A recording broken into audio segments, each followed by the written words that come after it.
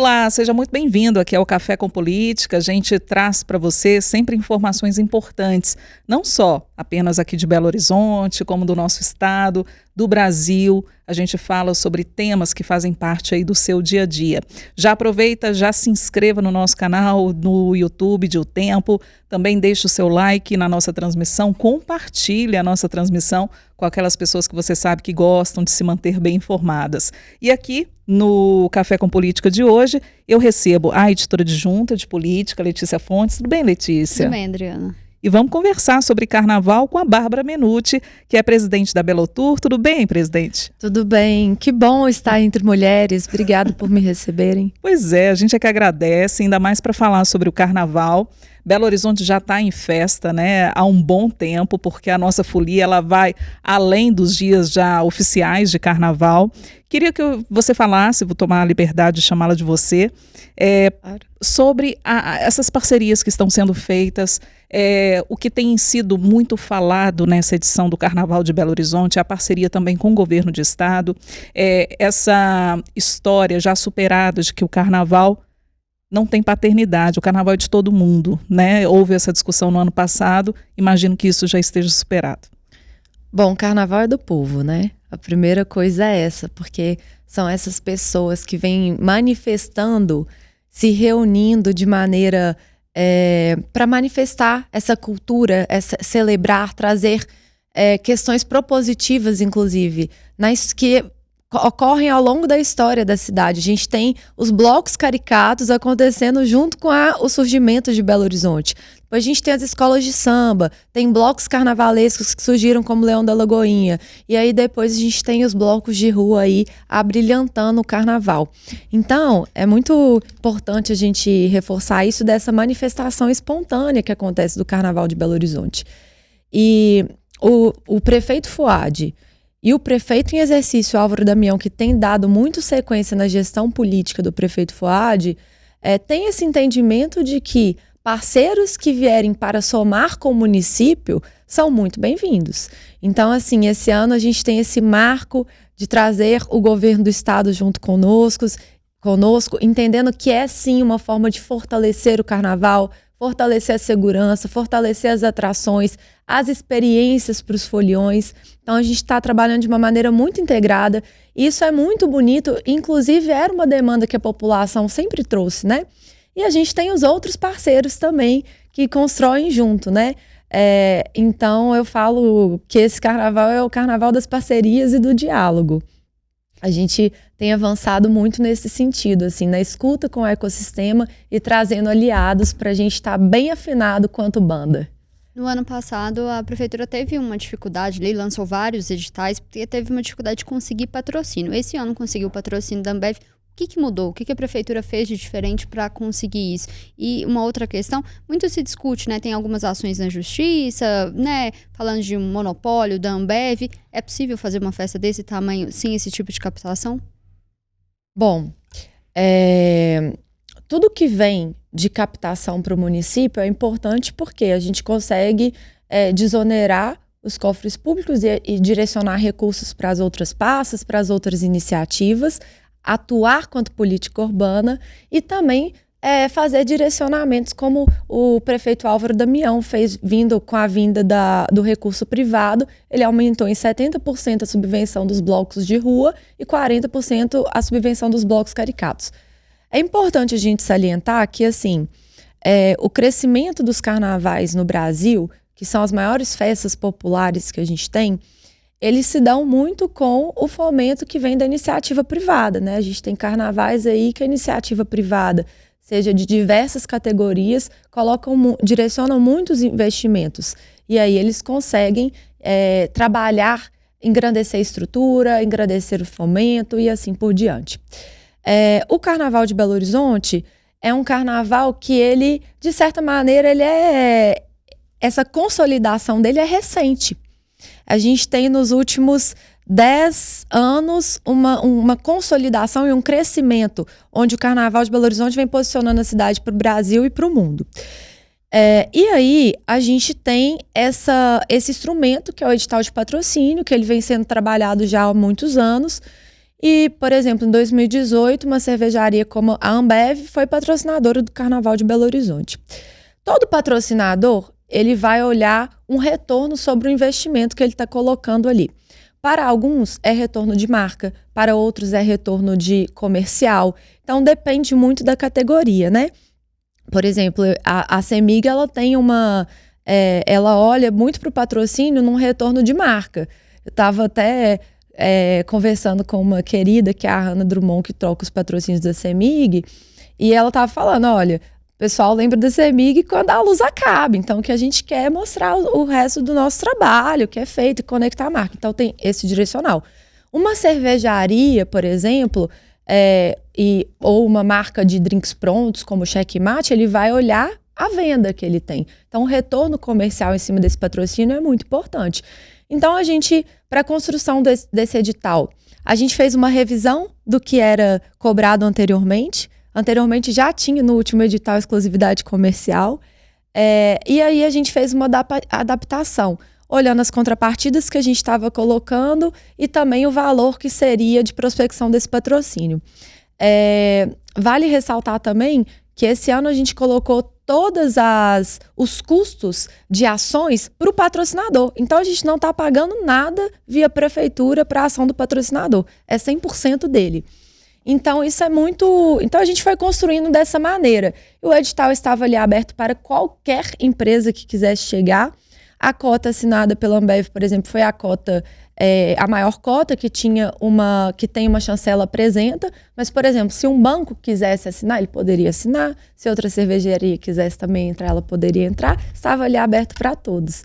E aí, que bom, né, que Belo Horizonte veio voltando para esse radar de patrocínio. E isso vai refletir, sem dúvida, não só no Carnaval. Isso reflete nos eventos da cidade, em tudo, porque é um posicionamento da cidade quando uma cidade de eventos, de experiências, para que as marcas retomem para cá e passam a investir nos projetos que são feitos aqui. Você avalia que teve algum erro ano passado? Porque teve uma dificuldade ali de conseguir captar, né? A Ambev ano passado, por exemplo, não estava com a prefeitura no Carnaval. O que teve que fazer diferente para poder conseguir esse ano esses patrocínios? Olha, o que a gente fez esse ano foi estudar o que era feito, observar como acontece nos outros carnavais. Eu tenho uma experiência de marketing de patrocínio, então sim, agreguei nesse sentido, né, na minha experiência com marcas. Já trabalhei em algumas marcas brasileiras então a gente foi fazendo essa co-construção mesmo, de valoração, de entendimento, de fazer uma escuta do Carnaval de Belo Horizonte também. Por exemplo, ano passado tinha uma exclusividade prevista na cidade inteira. Esse ano a gente restringiu, entendendo que era o primeiro ano, que a gente precisava entender como que seria. Então, foi uma adaptação mesmo, uma revisão, e abrimos o edital. A gente fez reuniões, uma coisa também que eu foquei foi fazer reuniões com muitas empresas. Então a gente fez com os maiores grupos de cervejaria, a gente também fez com muitas empresas de telefonia, prospectamos também de entregas de deliveries, e empresas federais também. A gente foi assim, cara, onde que tem recurso disponível, vamos tentar trazer para Belo Horizonte. Então teve uma prospecção ativa por parte do time da Belo Tour para a gente conseguir mostrar o Carnaval de Belo Horizonte e de trazer essa diferenciação de por que uma marca seria legal para uma marca estar conosco. Agora, Bárbara, imagino que esse processo de escutas tenha sido fundamental também até para estruturar, né, em termos de infraestrutura, de logística, no que diz respeito ao Carnaval desse ano. Por exemplo, a questão dos banheiros químicos, a questão dessa logística mesmo, né, a implantação da Via das Artes, a sonorização em outras vias, né, que a sonorização ano passado que foi um grande ganho, né, para o nosso Carnaval, e esse ano em outras vias aqui da cidade. Queria que você falasse um pouco desse processo, o que há de ganhos para esse Carnaval, para o Folião.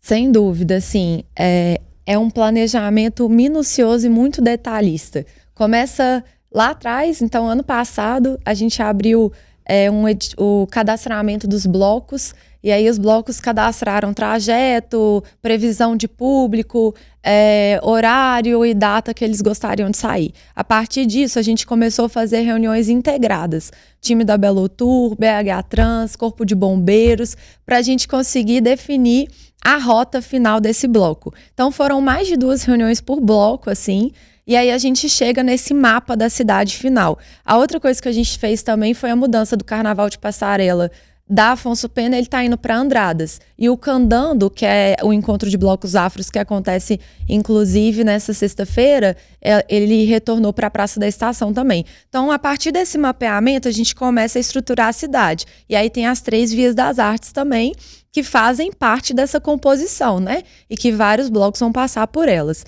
E aí, a partir disso, a gente trabalha com pontos fixos de banheiro, pontos móveis, porque tem bloco que sai, por exemplo, num bairro, que às vezes é só ele que vai sair, ele acaba, a gente retira o banheiro e passa para outro lugar. Gradil, a mesma coisa. A cidade, ela é estruturada em pontos fixos e de maneira volante também, porque a gente tem um carnaval descentralizado e que ele é muito dinâmico. Uma coisa que foi importante também, por exemplo, logo que o prefeito foi consolidar a parceria com o Estado, a gente sabe que banheiro é uma demanda sempre importante, né? A gente acordou ali que que o Estado iria vir com mais 2.000 cabines ali, então a gente teve um aumento significativo de banheiros também para estarem disponíveis. E quando a gente pensa na estruturação e mapeamento da cidade, a gente tem o Centro de Operações da Prefeitura que fica ao vivo ali, e aí agora no Carnaval entra 24 horas e tem uma mesa que ela tem todos os órgãos necessários, fica um representante presente ali. Então tem tipo uma pessoa da Belotour, uma pessoa da Guarda Municipal, uma pessoa da PM, uma pessoa do Corpo de Bombeiros, SAMU, Defesa Civil. E aí a gente faz um briefing de manhã para pegar, como vai ser esse dia de carnaval, quantos blocos saem, quais que são as zonas de maior concentração, qual que é a expectativa do tempo, e a partir disso, todo mundo se organiza, passa os pontos que são de maior atenção, e aí, a partir disso, a cidade é 100% monitorada. O que sai fora do planejado, a gente consegue atuar de maneira rápida e efetiva e alinhada, né? Que eu acho que a grande importância é o alinhamento do Carnaval de Belo Horizonte, assim, essa afinação. Hoje a gente já dá para saber qual que é o peso do Carnaval para a arrecadação de Belo Horizonte? E, assim, qual que também é a perspectiva de crescimento para esse ano e se a gente já sabe, assim, qual que é o peso do Carnaval para arrecadação? Tá.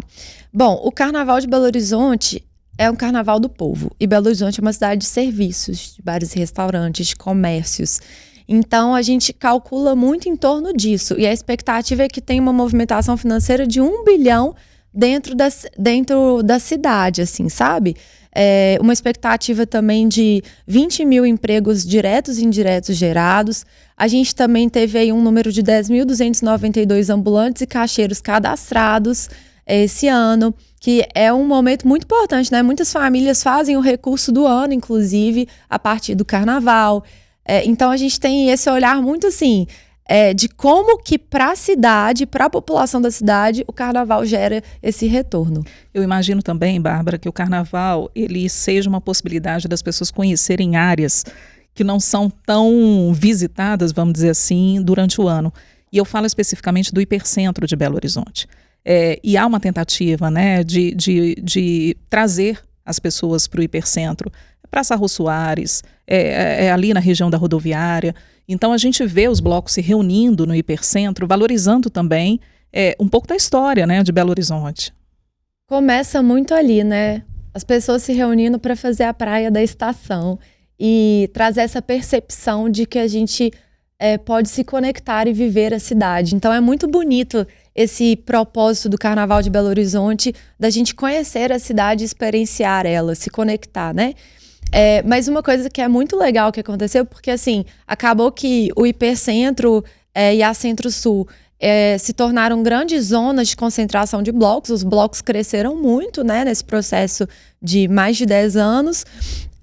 E hoje tem muito bloco. Então, por exemplo, no edital da Belotour, inclusive, a gente reconhece em pontuação quem está fazendo cortejo descentralizado, justamente porque aí a gente consegue trabalhar melhor a segurança, a mobilidade da cidade e atender essa dinâmica de número de blocos. E aí, a partir disso, é tão legal porque a gente começa a conhecer os outros lugares da cidade que, inclusive, já faziam seus carnavais, mas muita gente não conhecia. Então, por exemplo, tem o seu vizinho que sai ali no aglomerado da Serra, né? Que hoje, eu tava falando com o PV do seu vizinho, cara, vocês fazem realmente o que vocês gostariam, que era conectar o morro com a cidade, tipo assim, trazer esse eixo. E hoje as pessoas reconhecem e vivenciam aquele espaço a partir muito de ações como o seu vizinho.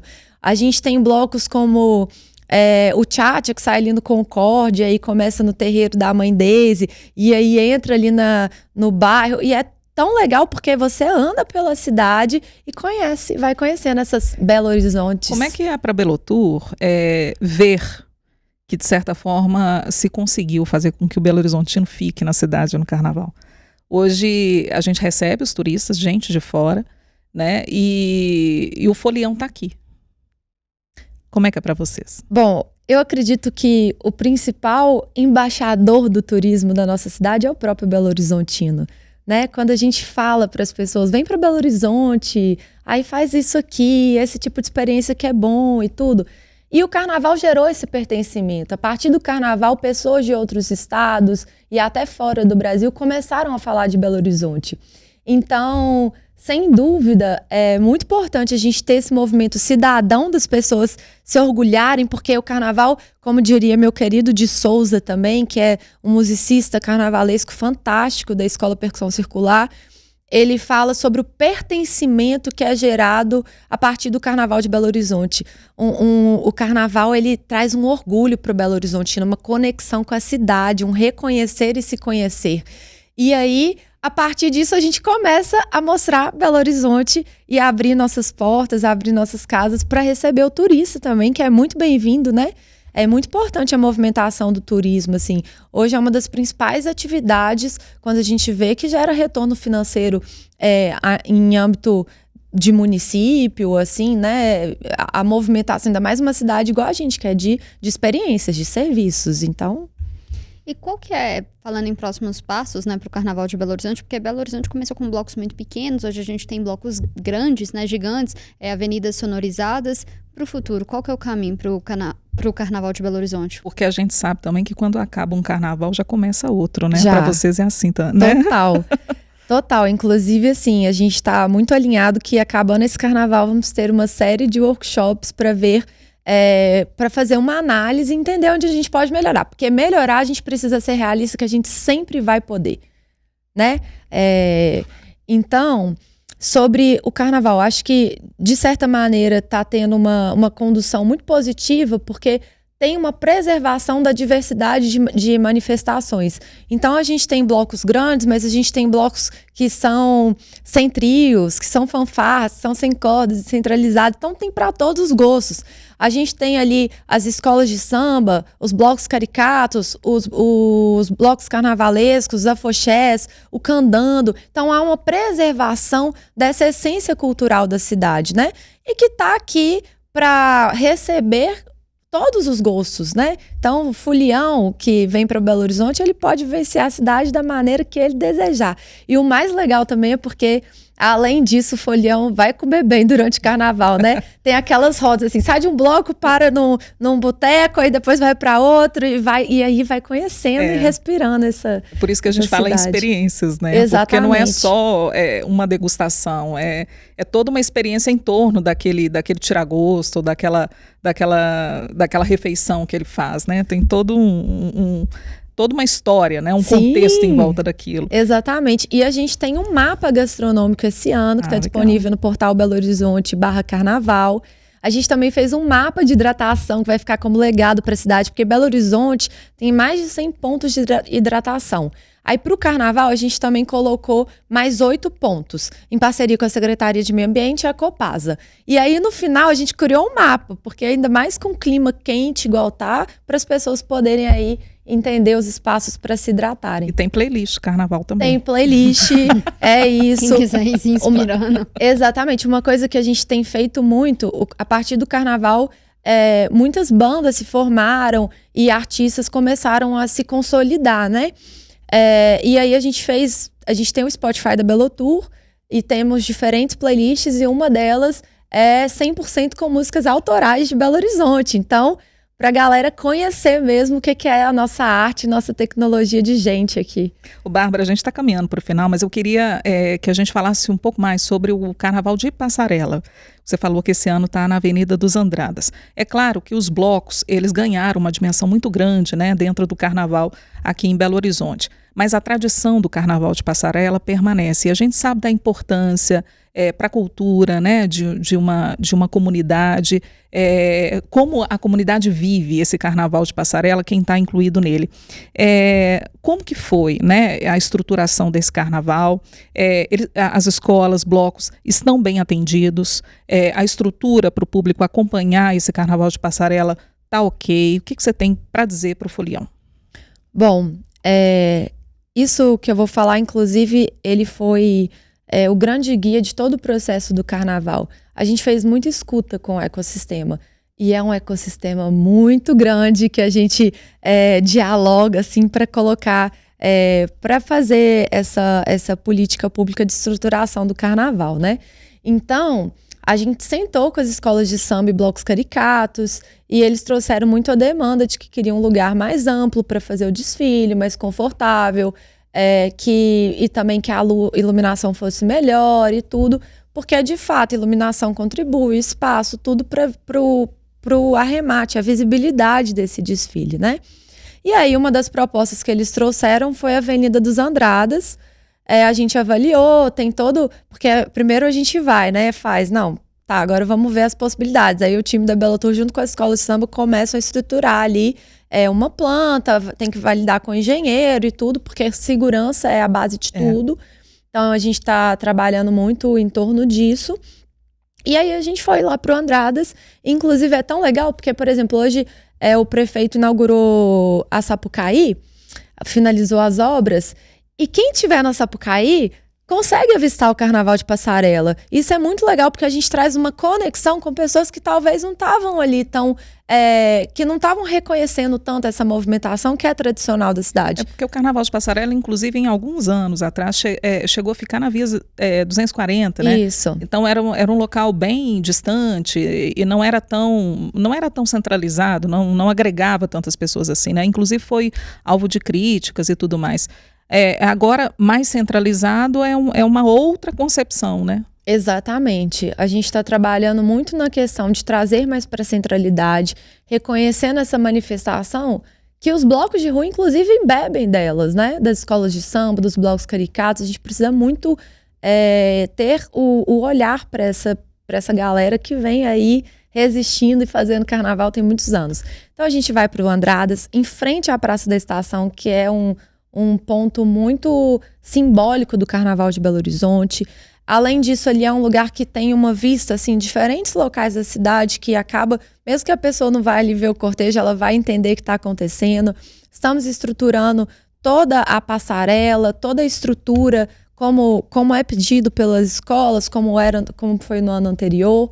Estamos trabalhando muito na questão da iluminação, dos testes de equipamento, porque, inclusive, saindo da Afonso Pena, a gente ganhou mais um dia de montagem. Então, assim que acabar o bloco Então Brilha, o bloco Faraó, depois que a via for lavada e limpa pela equipe brilhante da SLU, a gente começa a montar o Carnaval de Passarela ali. Então, a gente tem um tempo um pouco maior. Vai desmontando, candando e montando passarela. É um negócio meio... Cada minuto é sagrado, né? Só queria emendar aqui duas últimas perguntas. A gente pode falar que o Carnaval de Belo Horizonte é o maior evento em termos de estrutura, patrocínios organizado pela Prefeitura de Belo Horizonte e em termos de estrutura mesmo. Qual que é o maior desafio que a gente tem para esse Carnaval na avaliação da Prefeitura? Tá, podemos sim falar que é o maior evento de rua e estruturado aí pela Prefeitura.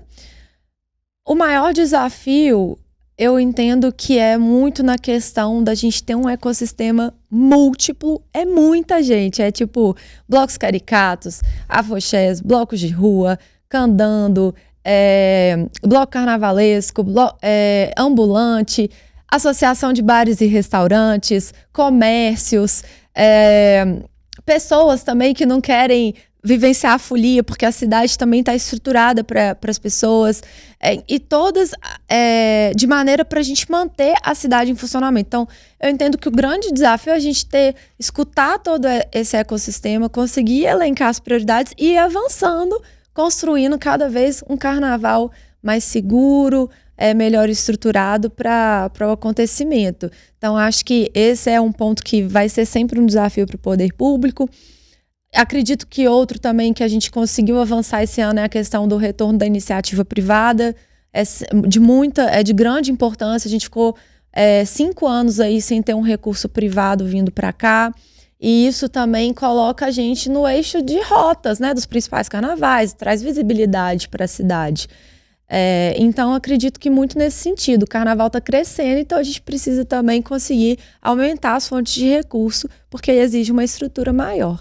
Você falou sobre essa questão de segurança. A gente viu agora há pouco, né, foi noticiado uma questão das forças de segurança, né, convocando um protesto, falando até em estrita legalidade. A prefeitura está preparada para, em questão de segurança, quem for para a rua, assim, se acontecer algo nesse sentido, de houver algum protesto ali das forças de segurança? Bom, essa questão, primeiro que ela é muito relativa à pasta de segurança, né? Eu não me sinto confortável para trazer uma fala aqui que não é da minha especialidade. Mas o que eu digo é que a prefeitura está muito alinhada, inclusive com os órgãos parceiros. A gente tem o COP, né, o Centro de Operações, onde a gente vai monitorando tudo e agindo para o que sai fora do planejado. É um trabalho, assim, tem muitos protocolos de atuação, sabe? A gente tem protocolo de dissipação quando o bloco acaba, né? Pra gente, para as pessoas também... dispersão. A dispersão, eu tô falando de dissipação, a dispersão, perdi a palavra. Eu vi que você tá procurando essa palavra. Ai, meu Deus, ainda bem. A gente tem protocolos de atuação, então, nesse sentido, a gente está muito bem preparado, mas sobre essa pauta específica, eu acredito que o secretário de Segurança ele seja o mais ideal para falar sobre. Bárbara Menuti, presidente da Belotour. Bárbara, a gente tem que desejar um ótimo carnaval, né? Não só para todos os setores envolvidos, não só para a Belotour, mas como para todo mundo que está aqui na nossa cidade. Que tenhamos um carnaval seguro, que tenhamos um carnaval com muito o que comemorar, né? Com menos ocorrências, então que a gente esteja realmente em festa, e agradecendo demais a sua presença aqui ao Café com Política, tá? Muito obrigada, adorei o papo, leve, gostoso, e quero só deixar um recado para o Folião, para os atores culturais, que a gente estrutura a cidade, mas a cidade é nossa, a gente precisa cuidar dela. Então, assim, para os foliões, né, usarem os banheiros, não fazerem xixi na rua, direcionarem o resíduo para o local certo, cuidarem do patrimônio. A gente ontem instalou um bebedouro ali na área central, ele já foi danificado, sabe? Então, tudo isso que a gente coloca na rua é do cidadão, então para também se sentir parte. A prefeitura está cuidando, mas a gente só consegue, de fato, preservar se todos abraçarem isso. Trabalho em conjunto. É isso. Né?